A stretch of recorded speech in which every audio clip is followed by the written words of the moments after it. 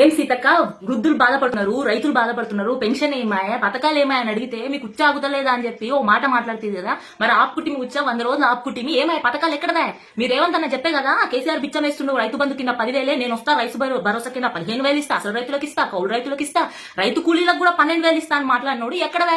రైతు బంధే గతి లేదు, 3-4 ఎకరాలకి 3 నెలలు తీసుకుంటుంది, అవి కూడా అందరికీ రాలే.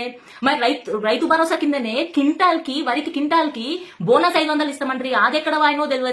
ఇంకేంది, వృద్ధులకు ఆ చేయుత కింద 4,000 పెన్షన్ ఇస్తామంటారు, అది ఎక్కడ వాయినో తెలియదు.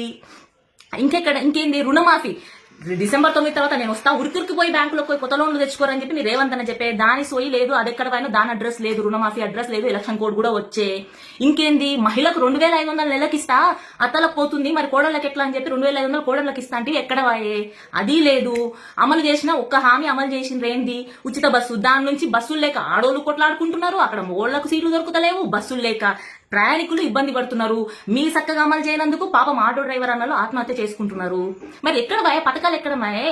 ఆ గుడ్డిలో మెల్లలాగా అమలు చేసిన 500 సిలిండరు ఈ 200 యూనిట్లకు కూడా ఎలక్షన్ కోడ్ కింద పంగనామాలు పెడుతుంది, అది ఎవరికి వచ్చిందో తెలియదు, ఎక్కడ పోయిందో ఎవరికి అడ్రస్ లేదు.